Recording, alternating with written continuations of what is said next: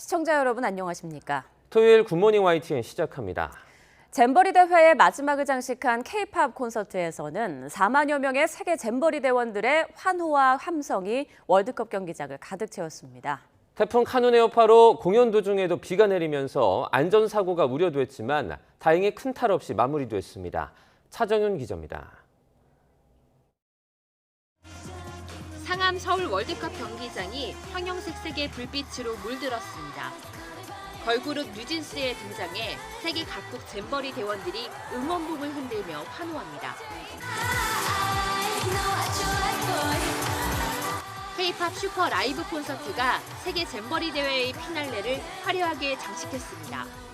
그룹 아이브와 NCT 드림, 있지를 비롯한 K-팝 아티스트 19팀이 빗속에서도 무대를 뜨겁게 달궜고 4만여 명의 세계 각국 청소년들도 환호와 함성으로 공연에 화답했습니다. The most impressive was New Jeans. We've seen them go very viral online, so it was very nice to see them live finally. 열기가 대단했던 것 같고 다들 노래를 아는지 모르는지 모르겠지만 일단 노래를 너무 즐기고 그 콘서트 자체를 다 즐기더라고요. 두 번의 일정과 장소 변경 끝에 열린 콘서트. 고된 기다림 끝에 마주한 K-팝 공연의 감동과 여운은 더 진하게 남았습니다. I've had a great time anyway, regardless of what's happened, so this was just a nice way to end it. Yeah, exactly. I'm the same as well. I think definitely we'll be looking to some more K-pop. 공연이 끝난 뒤에도 잼버리 대원들은 불꽃놀이를 감상하며 한국에서의 추억을 되새겼습니다. 태풍의 영향으로 공연 도중 빗방울이 떨어지며 안전 문제도 우려됐지만 다행히 큰 사고는 없었습니다. 말도 많고 탈도 많았던 잼버리 공식 일정이 K-팝 콘서트를 끝으로 막을 내렸습니다. 하지만 실추된 행사 이미지를 K-팝 스타로 땜질하려 했다는 비판은 피하기 쉽지 않을 것으로 보입니다. YTN 차정윤입니다. 네, 이번 2023 새만금 세계 스카우트 잼버리, 새만금 관측지에서 야심차게 시작했지만 폭염 대책과 시설 부족 등으로 대회 기간 내내 잡음이 끊이질 않았는데요. 여러 가지 성과와 과제를 남긴 이번 대회를 신지원 기자가 정리했습니다. 새만금 잼버리 대회 일정을 모두 마친 스카우트 대원들이 다시 한자리에 모였습니다. 즐거운 추억과 위기의 순간을 함께 돌아보며 잼버리 대회에 교훈을 새겼습니다. You rose to the challenge and turned this into a special experience. This is the first time that we have a traveling jamboree. 참가자들은 힘든 기억을 뒤로 한 채 동료 단원들과 마지막 인사를 나눴습니다. And meet all the people for the last time, because this will be the last chance to meet all the scouts from around the world. 날씨나 시설 같은 거는 좀 열악했던 게 맞긴 한데 외국인들하고 교류도 많이 하고 친구들하고 많이 잘 논 것 같아서 전 괜찮았던 것 같아요. 화려하게 막을 내린 이번 새만금 세계 스카우트 잼버리 대회는 시작부터 순탄치 않았습니다. 이례적인 불볕더위에 첫날부터 온열 질환자 수백 명이 속출했고 화장실과 욕실 위생 문제까지 참가자들의 비판을 샀습니다. 기본적인 것이 화장실이라든가 샤워실이라든가 기반 시설인데 이런 것들이 안 되고 있는 겁니다. 그리고 야영이 기본인데 텐트를 치는 곳에 풀들이 막 자라나고 있고 풀벌레들이 있고 먹는 것도 부실하다 못해 위생 논란까지 불거졌지만 정부 대응엔 한계가 있었습니다. 결국 태풍으로 야영장이 철수되기에 이르렀는데 정부 책임자의 신중하지 못한 발언은 더 큰 비판을 샀습니다. 지금은 오히려 지금 위기 대응을 통해서 대한민국의 역량을 전 세계에 보여주는 그런 시점이라고 생각하기 때문에 전국에 흩어진 잼버리 단원들은 박물관과 서울 야경 투어, K-팝 공연으로 늦게나마 즐거운 시간을 보냈습니다. 예상치 못한 변수와 우여곡절이 거듭됐지만 참가자들은 틈틈이 우애를 쌓고 문화를 교류하며 스카우트 정신을 실천했습니다. YTN 신지원입니다. 세계 스카우트 잼버리 K-팝 콘서트가 끝난 뒤 경찰이 서울 이태원과 홍대 입구, 강남역 등 도심 번화가 일대 순찰을 강화합니다. 경찰청 경비국은 콘서트 종료 뒤에 각국 스카우트단을 인솔하는 성인 지도자들이 홍대 입구 등 시내 관광을 할 수 있다고 보고 각 지점마다 한 개 기동대를 배치해 특별 예방 활동에 나설 예정이라고 밝혔습니다. 다만 이에 대해서 잼버리 조직위원회는 인솔 지도자가 참가 대원들과 떨어져 별도의 활동을 진행할 수 없다며 인솔자들의 개별 관광 가능성을 부인했습니다. 이번 새만금 잼버리 대회 개막을 반년 앞둔 시점까지도 가장 기본적인 설비인 전기와 통신 설치가 거의 안 됐던 것으로 드러났습니다. 이미 확보한 예산도 다 쓰지 못한 상황에서 대회 조직위는 추가로 돈만 더 요구했던 사실도 확인됐습니다. 이승배 기자입니다. 폭염과 함께 잼버리 대원들 불만이 속출했던 건 전기와 통신이었습니다. 휴대전화 충전 시설이 턱없이 부족한 건 물론 무선 통신도 잘 안 터졌던 겁니다. 이유가 있었습니다. 개막 반년 전인 지난 2월까지 공사가 얼마나 됐는지를 살펴봤더니 설치율이 5%에 불과했습니다. 조직위는 폭우 때문에 텐트 설치가 늦어졌다고 해명하고 있지만 졸속으로 진행된 거 아니냐는 지적이 끊이지 않습니다. 게다가 야영장은 1년 전인 지난해 9월까지도 시설 설계조차 확정이 안 된 것으로 파악됐습니다. 폭염이나 폭우 대책, 비상상지 대책, 그다음에 해충 방역과 감염 대책, 또 아마 그게 세계적인 계획 때문에 많은 관광객이 올 겁니다. 예산 관리도 엉터리였습니다. 전라북도의 경우 지난해 9월까지 118억 원을 확보했는데 정작 사용한 돈은 45억 원에 그쳤습니다. 당시 기준 집행률은 38.5%에 불과했습니다. 이런 상황에서 잼버리 조직위는 올해 들어서만 예산을 3차례나 추가로 요청했습니다. 지난 4월과 6월, 7월에 증액된 금액을 전부 합치면 152억 원이나 됩니다. 해충을 쫓는 포충기 설치와 해충 기피제 구입비, 그리고 폭염 대비용 얼음 구입비도 신청했는데 결론적으로는 둘 다 막지는 못했습니다. 어제 하루 내원자 수는 총 1,296명입니다. 이 중 벌레 물림이 368명으로 28.4%를 차지하고 결국 있는 돈도 제대로 집행하지 못하고 예산만 늘린 셈이 됐습니다. 1,000억 원이 넘는 국민 혈세가 투입됐지만 예산 편성부터 집행 과정까지 많은 문제를 노출했다는 비판이 그래서 나옵니다. YTN 이승배입니다. 좌충우돌 끝에 사실상 코리아 잼버리로 치러진 축제는 끝났고 이제 대대적인 감찰과 감사가 다음을 기다리고 있습니다. 야영 부지 선정부터 1,000억 원 넘는 예산 사용까지 이제 파행 원인 분석에 들어갈 텐데요. 전라북도가 1순위 타깃이 될 것으로 보입니다. 조은지 기자입니다. 윤석열 대통령은 여름휴가 첫날 잼버리 개영식에 참석해 어린 시절 스카우트 경험이 인생에 큰 힘이 됐다며 뜨거운 응원을 보냈습니다. 즐겁고 건강하게 즐기시고 대원들끼리 깊은 우정을 나누시기 바랍니다. 꿈과 도전을 강력하게 지지하고 응원하겠습니다. 여름밤 성대한 출발이 무색하게 폭염 속 온열 환자가 속출했고 화장실과 벌레, 배수 등 위생 문제까지 불거지며 축제는 세계적인 눈총을 받았습니다. 중앙정부는 69억 원 예비비를 긴급 투입한 데 이어 4만 명 수송과 숙박, K-팝 콘서트까지 일사불란한 K행정으로 유종의 미를 거뒀다고 자평하고 있습니다. 하지만 6년 준비 기간은 결과적으로 허송세월이었고 윤석열 정부 국정과제인 2030 부산엑스포에도 악영향을 끼쳤습니다. 이제 꼼꼼한 복귀, 나아가 심판의 시간입니다. 잼버리에 투입된 총 예산은 1,171억 원, 이 가운데 74%인 870억 원이 조직위원회 운영 사업비였고 시설비는 11%, 130억 원에 불과했습니다. 예산 내역이 정확히 있는 만큼 정부 여당은 공직 감찰과 감사원 감사, 나아가 강제 수사가 불가피하다는 입장입니다. 새만금 개발에 정부 지원을 끌어내기 위해 야영에 부적합한 매립 간척지 뻘밭에 유치했고 기반 시설을 부실 조성했다는 인식입니다.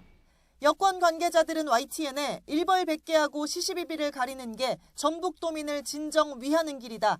윤 대통령은 좌고우면하지 않고 원칙을 지키겠다는 입장이라고 강조했습니다. 국가 재정은 투명하고 원칙 있게 쓰여져야 됩니다. 국민의 혈세를 쓰는 곳에 성역은 있을 수 없습니다. 비난의 화살이 쏠린 여성가족부에 대한 문책도 필요하지만 잼버리 지원부처였을 뿐 전라북도보다 뒷순이라는 여권 내 기류도 감지됩니다. 일부에선 여가부 폐지라는 윤 대통령 대선 공약을 재점화할 수 있는 위기이자 기회라는 분위기도 엿보입니다. 올가을 정기국회와 국정감사 등 이른바 여의도의 시간을 앞두고 윤석열 정부의 국정 반전 카드로 잼버리를 활용할 거라는 전망까지 있습니다. YTN 조은지입니다. 국민의힘은 새만금 세계 잼버리와 관련해 야당이 강조하는 책임 소재는 대회가 끝난 뒤 철저히 따지겠다고 밝혔습니다. 윤재혁 원내대표는 어제 원내대책회의가 끝난 뒤 민주당의 국정조사 추진 검토와 관련한 기자들의 질문에 아직 공식 제안을 받은 바는 없지만 가장 효율적이고 신속하게 진상을 밝히는 수단이 우선이라며 이같이 말했습니다. 더불어민주당은 새만금 세계스카우트 잼버리 대회가 사실상 파행된 것과 관련해 윤석열 대통령이 국격 추락에 대해 대국민 사과를 해야 한다고 주장했습니다. 강선우 대변인은 어제 당 최고위원회의 뒤 기자들과 만나 행정 혼란이 지속되며 국민들의 공분이 확산했는데 여당은 전라북도와 여성가족부의 책임을 전가하려 한다며 이같이 말했습니다. 당대표 선출 과정에서 대의원의 권한을 대폭 축소하는 내용을 담은 김은경 혁신위의 혁신안을 놓고 더불어민주당 내 후폭풍이 거셉니다. 당내 역학구도 나아가서 당권과 연결된 문제라 계파 갈등 양상도 보입니다. 이준엽 기자입니다. 민주당 김은경 혁신위가 최종 혁신안을 발표한 뒤 처음 열린 당 최고위원회의. 지도부 내에서도 비명계를 중심으로 비판이 터져나왔습니다. 당대표 선거에서 대의원과 권리당원이 똑같이 한 표를 행사하는 대의원 권한 축소 방안을 왜 지금 논의하느냐는 겁니다. 국민의 민생과 관련된 시급성을 다투는 것도 아닌 일로 오로지 민주당 대표와 지도부를 선출하기 위해 이런 무리수를 두어야 하는 이유를 찾기 어렵습니다. 비명계로 분류되는 친문계 의원 모임도 당이 어떻게 작동하는지 이해하지 못하고 내놓은 혁신안이라며 깎아내렸습니다. 이재명 대표 강성 지지층의 목소리만 키울 수 있다는 냉소적인 반응까지 나왔습니다. 만약에 지금 혁신안이 통과가 되면 권리당원 70% 아니에요? 네네. 그래서 정청래 의원 말대로 나를 위한 혁신안이다 이렇게 해석할 수가 있죠. 네. 하지만 당 주류인 친명계는 혁신안을 반기며 받아들여야 한다고 입을 모았습니다. 1인 1표 원칙 등 당내 민주주의 회복을 위해 당원들이 요구해온 거라고 강조했습니다. 국회의원인 제가 대통령 선거할 때 한 표가 아니라 60표를 행사하겠다라고 하면 여러분들 뭐라고 하시겠습니까? 저보고 미쳤다라고 하실 것입니다. 수많은 권리당원이 지속적으로 요구했던 내용이 왜 대의원은 저희보다 등가가 높습니까? 이런 얘기가 지속적으로 나왔고요. 대의원제 권한 축소를 놓고 제1야당이 내용 조짐을 보이자 국민의힘은 불을 더 지폈습니다. 국민의 눈높이가 아닌 당대표의 눈높이에 맞춘 개딸 뜻대로 혁신안이었습니다. 당대표와 그 개파의 당장력을 높이려는 개딸 권력의 제도화일 뿐입니다. 당 안팎에서 후폭풍이 거세지고 있지만 혁신안 수용에 열쇠를 쥔 이재명 대표는 일단 말을 아꼈습니다. 일단 혁신안은 혁신위의 제안이기 때문에 당내 논의를 거쳐서 합당한 결과를 만들어내도록 할 것입니다. 민주당은 다음 주 의원총회와 이번 달 말 워크숍에서 본격적으로 혁신안을 논의할 것으로 보입니다. 다만 벌써 혁신안이 계파 갈등의 불쏘시개가 될 조짐을 보이고 있어서 당 지도부에선 대응책을 고심하는 분위기도 엿보입니다. YTN 이준엽입니다. 김은경 혁신위가 내놓은 대의원 권한 축소 등의 쇄신안과 이재명 대표를 둘러싼 검찰 수사 등 당 안팎의 사정으로 요즘 민주당 내부 분위기가 어수선합니다. 내년 총선을 앞두고 이 대표의 리더십이 또 한 번 기로에 섰다는 분석이 많습니다. 박기환 기자입니다. 김은경 혁신위원장의 노인 폄하 논란 등으로 사실상 조기 퇴장한 민주당 혁신위의 마지막 카드는 거센 후폭풍을 몰고 왔습니다. 특히 대의원제 권한 대폭 축소 제안은 계파 갈등에 불씨를 댕겼습니다. 당대표하고 최고위원에 이제 선출해서 권리당원 투표 70%, 국민 여론조사 30%로 선출하는 안을 저희가 마련을 했고요. 당대표 선거 과정에서 60배가량 차이가 나는 대의원과 권리당원의 표 가치를 1대1로 맞추자는 제안에 친명계는 힘을 실었습니다. 제가 대통령 선거할 때 한 표가 아니라 60표를 행사하겠다라고 하면 여러분들 뭐라고 하시겠습니까? 말도 안 되는 소리 한다 이렇게 하실 겁니다. 마찬가지입니다. 당원들의 권리를 둘러싼 고질적인 불평등 논란을 이제는 해소할 때가 됐다는 건데 비명계는 발끈했습니다. 지난 대선을 거치며 급증한 신규 권리당원 지지세에 무게추가 친명계로 쏠려 있다는 걸 염두에 둔 거란 의심을 거두지 않고 있습니다. 대의원제가 문제가 있어서 우리가 대선 지선 4.7 재보궐 3연패 했습니까? 도덕성 문제, 내로남불, 당내 민주주의 악화, 팬덤, 개딸 이런 거 아닙니까? 왜 그거는 아무 얘기를 못해요? 결국 당내 역학구도, 나아가 당권을 둘러싼 계파 간 힘겨루기라는 해석이 지배적인데 일단 이재명 대표는 말을 아끼고 있습니다. 일단 혁신안은 혁신위의 제안이기 때문에 당내 논의를 거쳐서 합당한 결과를 만들어내도록 할 것입니다. 자칫 자신의 발언이 가뜩이나 임계점을 향해 가고 있는 당내 갈등에 기름을 붓지 않을지 경계하는 걸로 보입니다. 하지만 이 대표의 리더십을 둘러싼 상황이 녹록지만은 않습니다. 당장 쌍방울그룹의 대북 송금 의혹 사건과 관련한 이화영 전 경기도 평화부지사의 법정 진술이 어떻게 나올지가 초미의 관심사입니다. 방북 비용 대납을 당시 경기지사였던 이재명 대표에게 사전 보고했다는 취지로 증언할 경우 이 대표로선 타격이 불가피합니다. 오는 17일 검찰 조사를 앞둔 백현동 개발특혜 의혹도 부담이긴 마찬가지입니다. 검찰이 이 대표 관련 사건을 묶어 회기 중에 또 한 번 구속영장을 청구할 경우 민주당의 내용은 경랑에 휩싸일 수 있기 때문입니다. 정치적인 목적에 의해서 수사를 진행하고 있기 때문에 7, 8월에 그 긴 시간 동안에 수사나 영장 이런 거 없이 또 정기국회식이 하겠다 이런 의도가 있지 않나 해서. 이 문제는 설령 구속이 된다 하더라도 당대표를 사임을 하지 않으면 이재명 대표 체제는 계속 가는 겁니다. 이재명 대표가 어떻게 처신해야 된다고 생각하십니까? 이재명 대표 그만 내려놓으셔야죠. 민주당 혁신위는 다선 의원의 용퇴를 촉구하며 현역 의원에게 상대적으로 불리한 공천 규칙까지 제안했습니다. 전당대회 돈봉투 사건 연루 의혹을 받는 현직 의원들에 대한 검찰 수사가 속도를 내는 상황에서 총선을 앞둔 이재명 대표의 고심은 깊어질 수밖에 없습니다.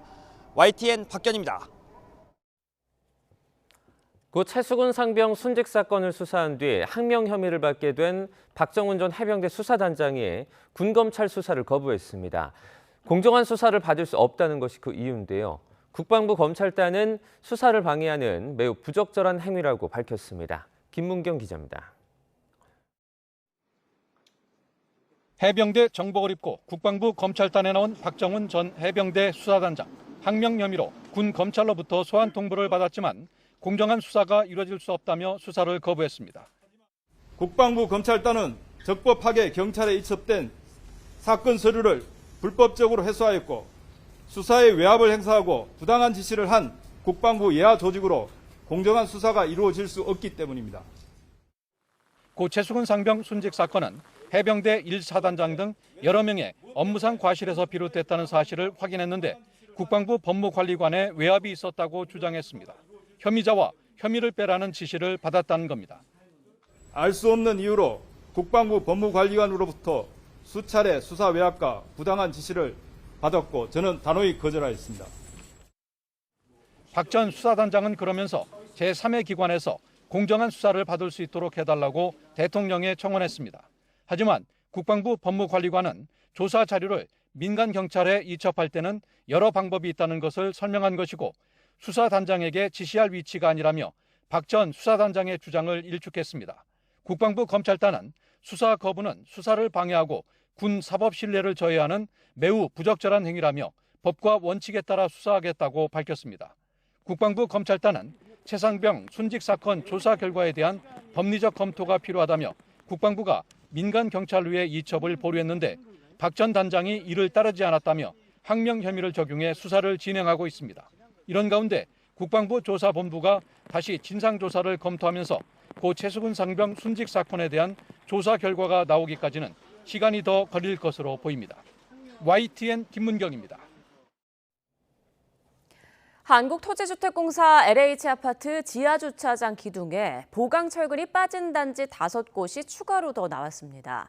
LH는 안전에 큰 문제가 없다고 판단해 공개하지 않았다고 설명했는데 비판이 커지자 LH 전체 임원이 이번 사태에 책임을 지고 사직서를 냈습니다. 윤혜리 기자입니다. LH 사장이 긴급 기자회견을 열었습니다. LH가 발주한 아파트 가운데 지하주차장 기둥에서 보강철근이 빠진 단지가 추가로 더 발견됐기 때문입니다. 당초에 15개가 아니라 20개였는데 5개를 빼고 한 것에 대해서 대단히 송구스럽고 죄송스럽다는 말씀을 드립니다. 철근 누락이 추가로 확인된 단지는 이미 공사를 마친 아파트 3곳과 현재 공사 중인 아파트 2곳을 포함해 모두 5곳입니다. 기둥 서너 개에서 철근이 빠졌고 현재는 보강 조치가 완료된 상태입니다. 이로써 보강 철근이 하나라도 빠진 단지는 모두 20곳으로 확인됐습니다. 하지만 LH는 지난달 말 전수조사 발표에서 이 같은 사실을 알고도 공개하지 않았습니다. 보강 철근이 빠진 기둥이 5개 미만이고 자체 보강 공사를 해 안전 우려가 크지 않다고 자체 판단해 공개하지 않았다는 겁니다. 불과 며칠 전에는 LH가 전수조사 대상에서 단지 10곳을 빠뜨린 사실이 뒤늦게 알려지면서 원희룡 국토부 장관으로부터 큰 질책을 받았습니다. 정신 똑바로 차리고 조직 체계가 제대로 돌아가게, 이중삼중으로 돌아가게, 그리고 국민 앞에 감히 거짓으로 상황을 모면하려는 그러한 시도는 다시는 엄두도 내지 못하도록 엄정한 조치를 취하시기 바랍니다. 여기에 더해 오랜 기간 착공이 안 된 아파트 단지 한 곳이 또다시 점검 대상에서 빠진 사실이 드러났습니다. 부실 시공에 이어 부실 점검 논란까지 계속되자 LH 사장을 포함한 전 임원은 이번 사태에 책임을 지고 사직서를 제출했습니다. 저는 오늘 임직원 모두의 사직서와 함께 저의 거취도 국토부 장관을 비롯한 정부의 뜻에 따르려고 합니다. LH는 오는 10월 인적 쇄신을 포함한 고강도 혁신안을 내놓겠다는 계획입니다. 지나치게 비대해진 조직을 축소하고 전관 예우를 막기 위해 감리업체 선정 업무를 외부에 이관하는 방안을 검토하고 있지만 한번 잃어버린 신뢰를 다시 회복할 수 있을진 의문입니다. YTN 윤혜리입니다. 이런 가운데 이한준 LH 사장이 어제 LH 임원 4명을 의원 면직 처리했습니다. 이 사장은 어제 긴급 기자회견을 열고 LH를 근본적으로 혁신하겠다며 전체 임원으로부터 사직서를 받았다고 밝힌 지 몇 시간 만에 사표를 수리했습니다. 면직된 임원들은 부사장과 국민주거복지본부장, 국토도시개발본부장, 공정경영혁신본부장 등 4명입니다. 인천 검단 아파트 지하주차장 부실 공사에 이어 LH 아파트 15군데에서 철근 누락이 확인된 가운데 설계와 감리 등 관련 업체에 LH 전관들이 상당수 근무하는 것으로 확인됐습니다. 이들이 건설 이권 카르텔 형성해 부실 공사를 눈감아주는 관행에 쐐기를 박아야 한다는 목소리가 높아지고 있습니다. 이동우 기자입니다. 아파트 지하주차장 기둥에 철근을 누락해 주차장이 무너져 내린 인천 검단 아파트. 설계와 시공, 감리 전 단계에 걸친 총체적 부실이 붕괴 사고로 이어진 것입니다. 그런데 이 아파트 주차장을 감리한 M건축사 사무소는 LH 전관 20여 명이 근무하는 것으로 알려졌습니다. 이 업체는 최근 5년간 LH로부터 감리 36건을 수주해 업계 1위를 기록했으며 철근 누락단지 15곳 중 4곳의 감리에도 참여했습니다. LH 상임이사 출신이 대표이사인 S건축사 사무소는 철근 누락 LH 아파트 단지 15곳 중 1곳의 설계와 3곳의 감리를 맡았습니다. 최근 6년간 LH로부터 수주한 설계 감리 계약금만 603억 원에 이릅니다. 이처럼 이번에 철근 누락이 확인된 아파트 설계와 감리업체 대부분에는 LH 전관들이 근무 중인 것으로 확인됐습니다. 설계 도면은 볼 줄 모르면서 영업만 하는 이런 전관들, 그 전관들이 다수 임원들의 30% 이상을 차지하고 있는 업계 랭킹 업체들, 이런 부분들에서 더 문제가 생긴다고 보고 있습니다. 책임을 물을 부분에서 책임을 물을 것이고. LH는 2021년 직원들의 땅 투기 의혹이 불거지자 유관기업 취업심사를 받아야 하는 LH 퇴직자를 2급 이상으로 확대했습니다. 하지만 그 이후 취업길이 막힌 2급 이상 퇴직자는 거의 없었습니다. 취업심사 대상 기업은 자본금 10억 원 이상 등 업체이기 때문에 자본금 10억 미만인 업체에는 자유롭게 취업이 가능했기 때문입니다. 철근 누락 아파트와 관련된 설계업체 9개 중 1개, 감리업체 11개 가운데 3개만 취업심사 대상입니다.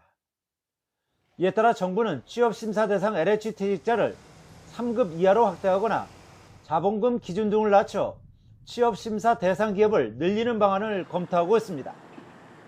LH 퇴직자들이 건설 이권 카르텔을 형성해 부실 공사를 눈감아주는 등의 관행에 철퇴를 가해야 한다는 여론이 높아지고 있습니다.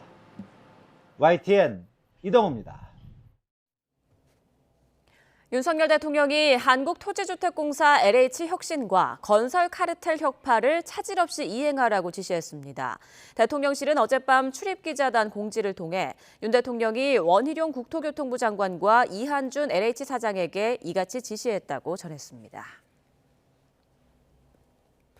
오늘부터 서울 시내버스 기본요금이 300원 오릅니다. 서울시는 오늘 새벽 3시부터 일반 카드 기준으로 시내버스는 간지선 1,500원, 순환차 등 1,400원, 광역 3,000원, 심야 2,500원, 마을버스 1,200원으로 조정됐다고 밝혔습니다. 인상폭은 간지선버스와 순환차등버스, 마을버스는 300원씩이고 광역버스는 700원, 심야버스는 350원입니다.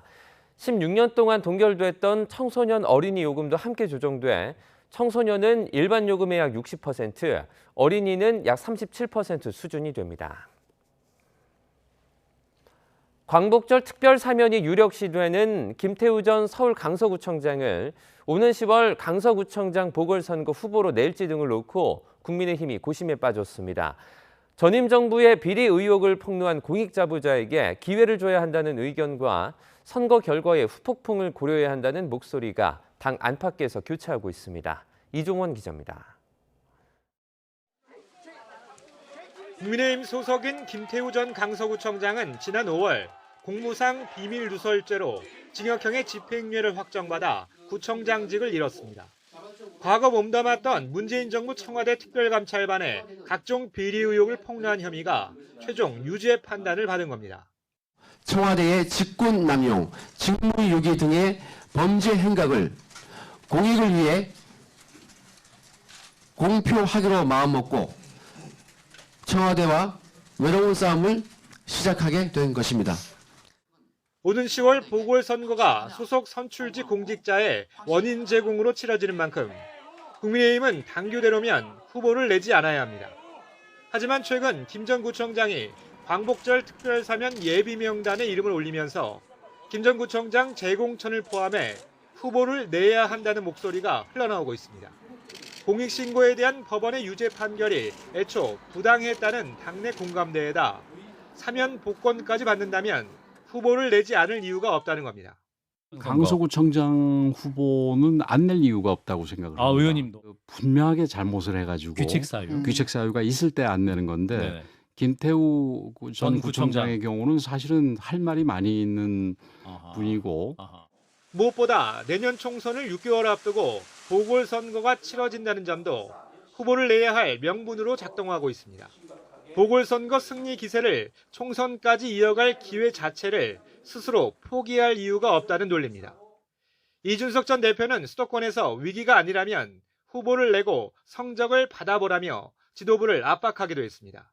한 지방자치단체의 어떤 보궐선거를 가지고 중앙당이 입장을 이렇게 저렇게 낸다는 자체가 맞지도 않고요. 다만 서울 강서구가 국민의힘의 전통적인 험지라는 점은 낙선 후폭풍을 고려해야 하는 여당 지도부로선 부담입니다. 반면 민주당은 이미 10명이 넘는 후보자들이 출사표를 던졌는데 최근 1차 컷오프 결론을 이번 달 중순 이후로 연기했습니다. 재판에서 내부 고발이라고 했지만 대법원은 분명히 공무상 기밀 유서라고 했습니다. 윤석열 대통령은 김태우 전 강서구청장을 사면하면 안 됩니다.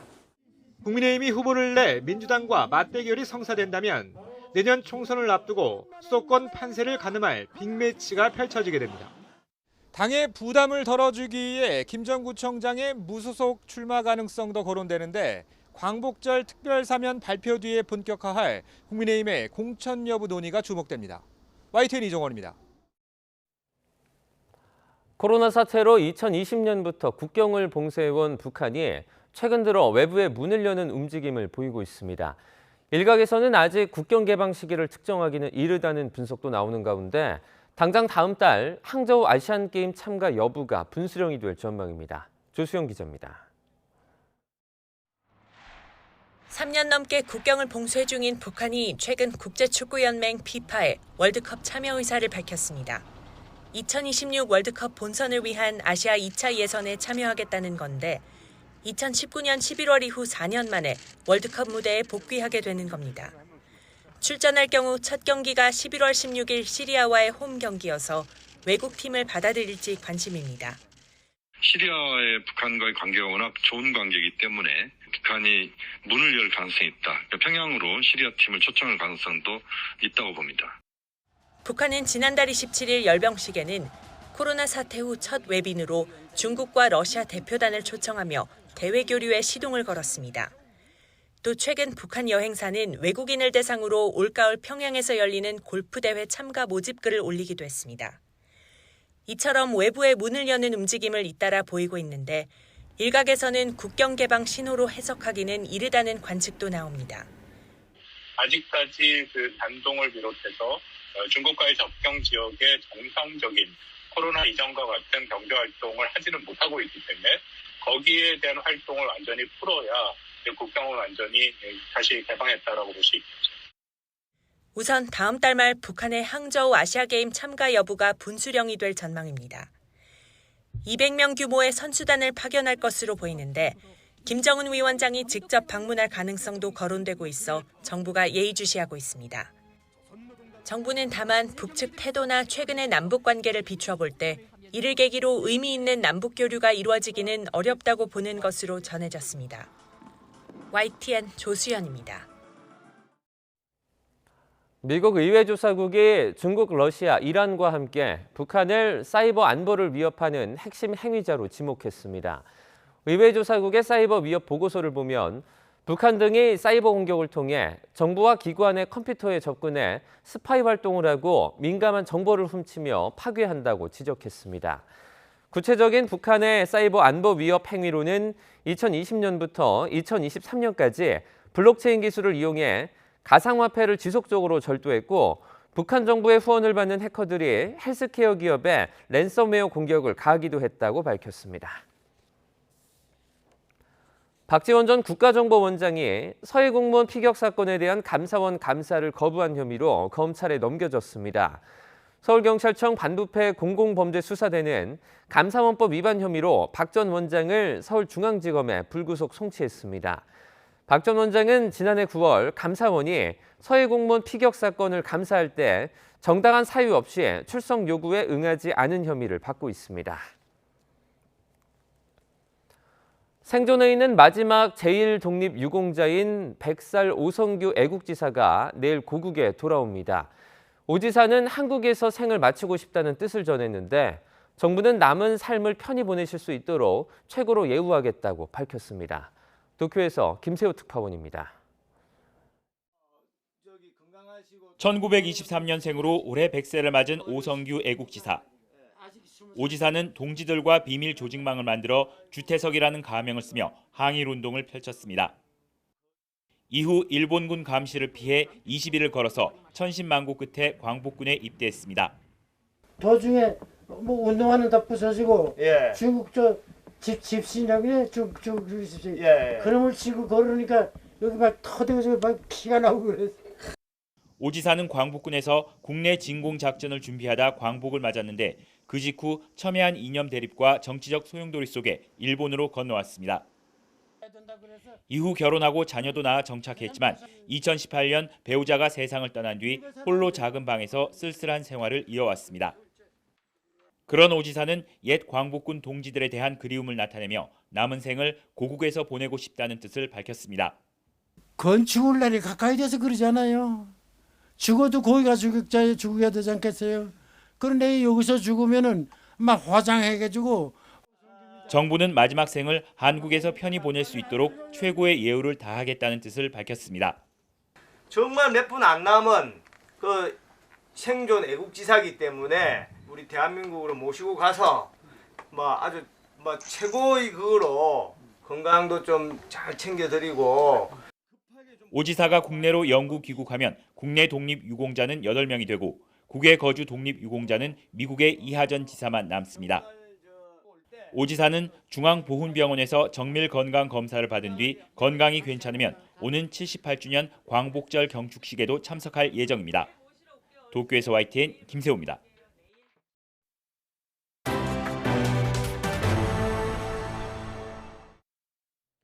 서울 신림동에서 대낮에 흉기를 휘둘러 일면식도 없는 행인 1명을 살해하고 3명을 다치게 한 조선이 구속 기소됐습니다.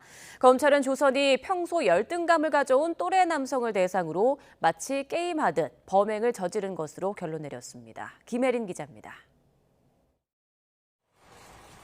신림동 흉기 난동범 33살 조선이 구속 상태로 재판에 넘겨졌습니다. 왜 그러셨습니까? 죄송합니다. 계획했다는 거 인정하십니까? 언제부터 계획하신 건가요? 조선은 지난달 21일 서울 신림역 근처 골목길에서 흉기를 마구 휘둘러 20대 남성 1명을 살해하고 30대 남성 3명을 다치게 한 혐의를 받습니다. 검찰은 조선의 범행이 마치 게임을 하듯 잔혹하게 이뤄졌다고 봤습니다. 치명상을 입을 수 있는 부위를 공격한 뒤 빠르게 다음 피해자를 물색하는 행태가 조선이 중독돼 있던 1인칭 슈팅 게임 속 움직임과 유사하다는 겁니다. 취업, 결혼 등에 실패해 현실에 불만을 가진 조선은 지난해 12월부터는 은둔하며 게임과 인터넷 커뮤니티에만 몰두한 것으로 파악됐습니다. 범행 나흘 전 게임 유튜버를 동성애자 같다고 모욕한 혐의로 경찰 출석 요구를 받게 되자 평소 열등감을 가지고 있던 또래 남성을 대상으로 범행을 결심했다는 게 검찰 판단입니다.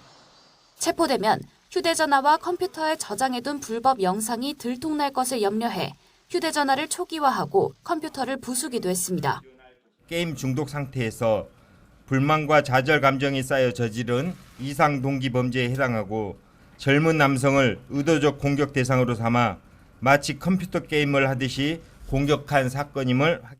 검찰은 조선의 범행 직후 신림역 근처에서 여성 20명을 살해하겠다는 글을 인터넷에 올린 26살 남성 이모 씨도 구속 기소했습니다.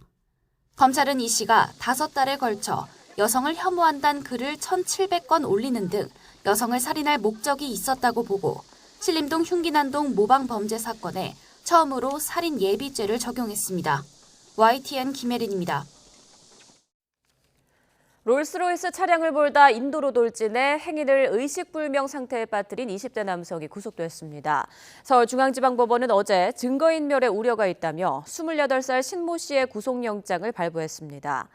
앞서 신 씨는 구속영장 실질심사를 마치고 나와 마약을 투약했는지 등을 묻는 취재진 질문엔 답하지 않으면서 피해자에게 죄송하다는 말만 반복했습니다. 급성 필로폰 중독에 따른 망상으로 항공기 비상문 개방을 시도한 10대가 재판에 넘겨졌습니다. 인천지방검찰청은 어제 마약류관리법과 항공보안법 위반 혐의로 10대 A군을 구속 기소했습니다. A군은 지난 6월 19일 필리핀에서 인천국제공항으로 오던 제주항공 여객기에서 비상문 개방을 시도한 혐의를 받습니다. 흉악범죄 처벌을 강화하기 위해 가석방 없는 무기형을 신설하는 방안이 추진됩니다. 법무부는 오는 14일부터 다음 달 25일까지 가석방을 허용하지 않는 무기형을 추가한 형법 개정안을 입법 예고합니다.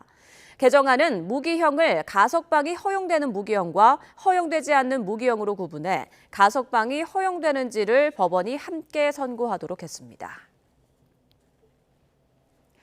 충남 당진 성문산업단지 교차로에서 레미콘과 승용차가 충돌하는 사고가 발생했습니다.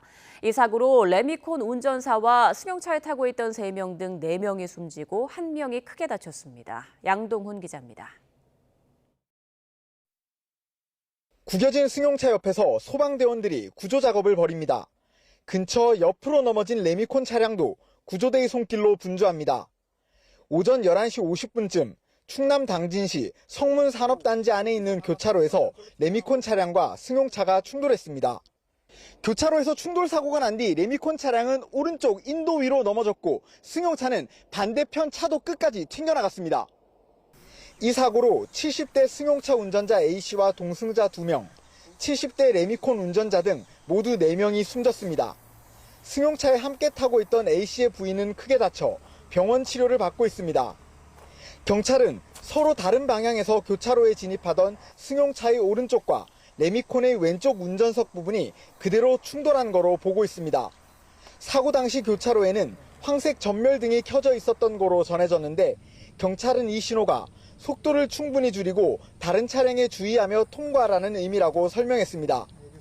경찰은 주변 CCTV와 블랙박스 영상 등을 통해 정확한 사고 원인을 조사하고 있습니다. YTN 양동훈입니다.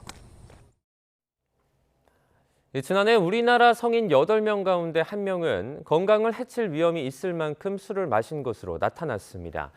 코로나19 유행으로 줄어들었던 고위험 음주율이 방역이 완화되면서 다시 늘어난 것으로 조사됐습니다. 기정훈 기자가 보도합니다. 지난해 우리나라 성인의 고위험 음주율은 12.6%, 한 해 전보다 1.6%포인트 늘었습니다. 성인 약 8명 가운데 1명 이상이 건강에 위험할 만큼 술을 마셨다는 겁니다. 고위험 음주율이란 한 번에 남자는 소주 7잔 또는 맥주 5캔 이상, 여자는 소주 5잔 또는 맥주 3캔 이상 마신 술자리를 최근 1년 동안 일주일에 2번 이상 가졌다고 응답한 사람의 비율입니다. 질병관리청이 전국의 19세 이상 성인 약 23만 명 대상으로 조사한 결과입니다. 고위험 음주율은 몇 년 동안 14.5%를 유지하던 게 코로나19가 유행하면서 크게 줄었었는데 방역이 단계적으로 풀린 지난해부터 다시 늘기 시작한 겁니다. 집합금지를 실시하고 하면서 음주율이 급격히 감소를 했었고요. 22년부터 저희가 이제 집합금지 해제 등 단계적 일상 회복이 진행되면서 증가한 것으로 추정하고 있습니다. 지역별로 고위험 음주율이 높은 곳은 강원도에 많았는데 정선군이 22.1%로 가장 높고 양구군과 홍천군 순이었습니다. 반대로 세종시는 6.1%로 가장 낮았고 전남 보성군과 서울 종로구 순으로 과음하는 사람이 적었습니다. 가장 높은 정선군과 가장 낮은 세종시의 편차는 16%포인트로 한 해 전 최고 영월군과 최저 과천시의 편차보다 소폭 더 벌어졌습니다. 고위험 음주율이 높은 지역은 건강수명도 그만큼 짧은 경우가 많았습니다. 건강수명이란 건강하게 살 수 있는 나이, 즉 기대수명에서 질병이나 장애를 가진 기간을 제외한 수명인데 고위험 음주율이 높은 10개 시군구 가운데 8곳의 건강수명이 전국 평균보다 낮은 것으로 나타났습니다.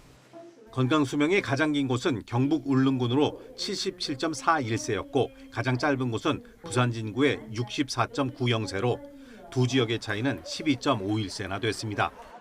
YTN 기정훈입니다. 국내 최대의 미술 장터 프리즈 서울과 키아프를 앞두고 국내외 화랑마다 일찌감치 경쟁력 있는 작가를 내세워 전시회를 앞다퉈 열고 있는데요. 유서 깊은 갤러리 학고제는 한국을 찾아올 미술품 애호가들을 겨냥해 신진 작가 2명의 독창적인 인물화와 색연필 추상 신작을 내놓습니다.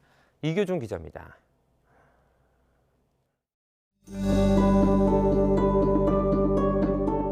걸개 그림 형식의 대형 천에는 어깨 동무를 하고 환하게 웃고 있는 친구들 모습이 가득합니다.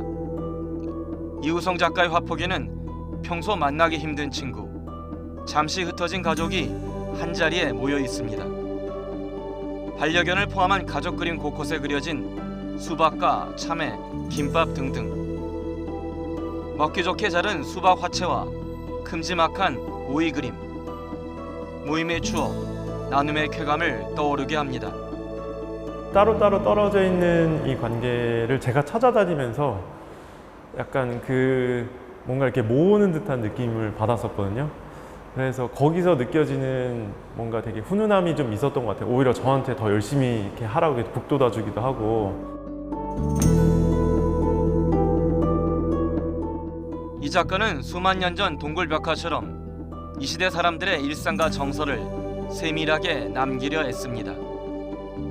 이름 없는 누군가를 정성껏 그리다 무심결에 매력 넘치는 주인공을 발견하곤 슬며시 붓질을 멈춥니다. 내가 이 정도면 됐다라는 순간이 딱 그 순간인 것 같아요. 어떤 이 친구의 어떤 이쁨의 지점을 딱 건드린 도달한 순간, 이 그림이 이제 좀 이렇게 마무리해도 되겠구나 라는 생각을 좀 했었던 것 같아요.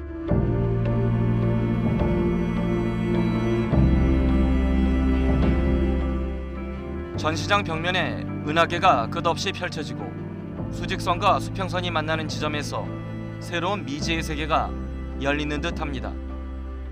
지근욱 작가는 양자 역학이나 천문학적 세계를 색연필의 부드러운 선과 리듬으로 구현하려 합니다.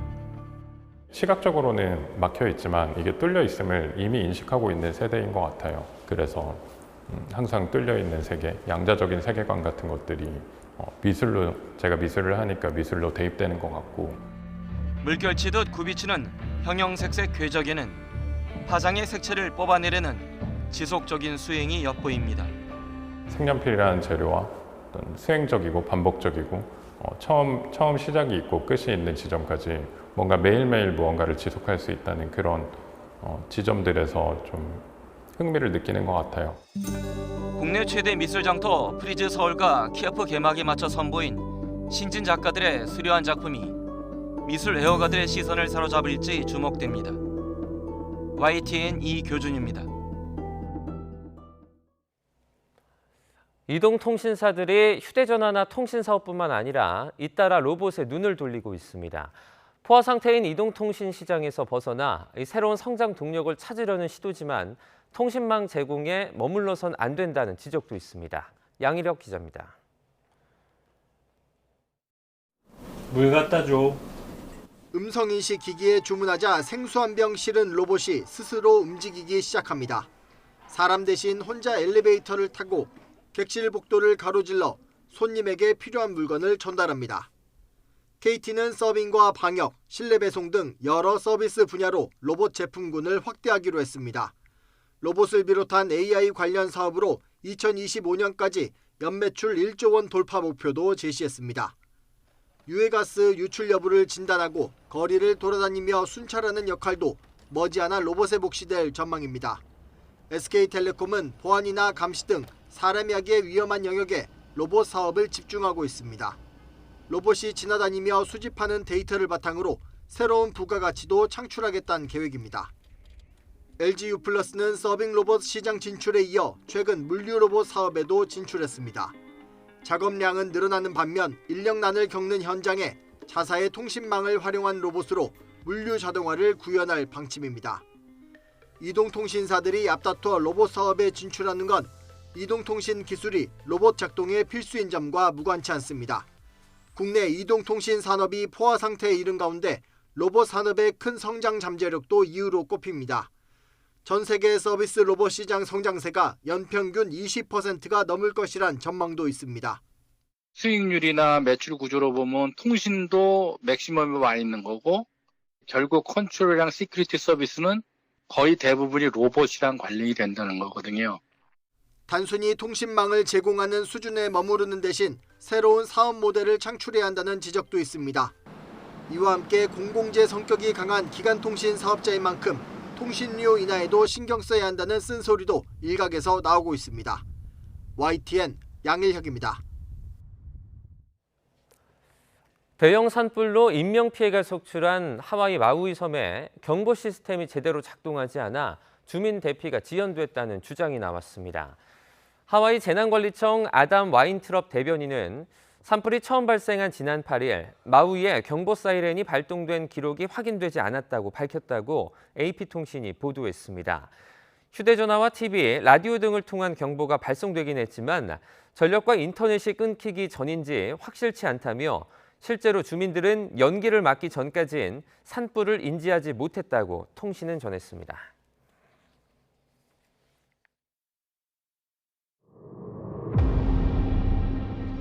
이 수도권 집값이 고점을 또 뚫고 오르며 13년여 만에 가장 높은 수준의 상승률을 기록했습니다. 처음 그런 이른바 불장을 경험해서 지금이 아니면 영영 집을 살 수 없겠다. 최근 집값이 떨어지면서 이른바 깡통 전세 피해가 잇따르고 있습니다. 가격이 떨어지면 또 뭐 완전히 파산해버릴 수 있는 그런 구도이기 때문에 하반기에는 전세값이 지금 수준을 유지해도 58%에서 역전세가 발생하는 걸로 예측됐습니다. 큰 틀에서 보면 이제 한계에 도달한 시점이 왔다. 또 이 정도로 떨어질 줄은 몰랐었는데 정말 많이 깨달은 거죠. 아, 나 세상이 이런 거구나. 전세 들어간다면 절대 들어가지 말라고 하죠. 이제는 빨리 이사 가고 싶어요. 안 받아요.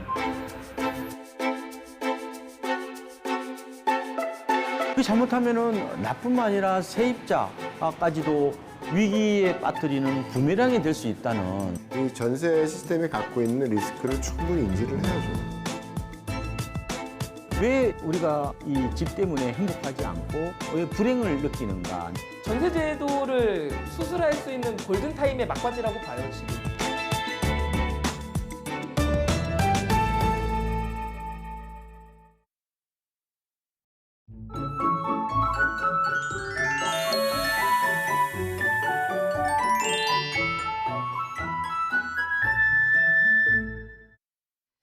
여전히 서울 등 중부를 중심으로 비가 오고 있습니다. 김포에는 시간당 10mm 안팎으로 다소 강한데요. 오늘 오후나 저녁까지 비가 이어집니다. 양은 5에서 40mm로 예상됩니다. 어제는 비가 내리면서 선선했지만 오늘은 다시 더워집니다. 강원 동해안과 영남을 중심으로는 폭염주의보가 다시 내려진 가운데 오늘 서울의 낮 기온이 30도 안팎까지 오를 것으로 보입니다. 오늘 강원 동해안과 충청, 남부는 오후까지, 수도권과 강원 내륙은 저녁까지 비가 오락가락할 것으로 보입니다. 현재 기온 살펴봅니다. 현재 서울은 23.7도, 청주 24.7도, 대구가 24.5도고요.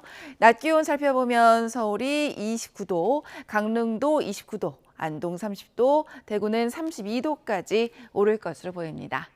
날씨였습니다. 굿모닝 YTN 1부 마칩니다. 잠시 후 5시 50분 2부에서 뵙겠습니다.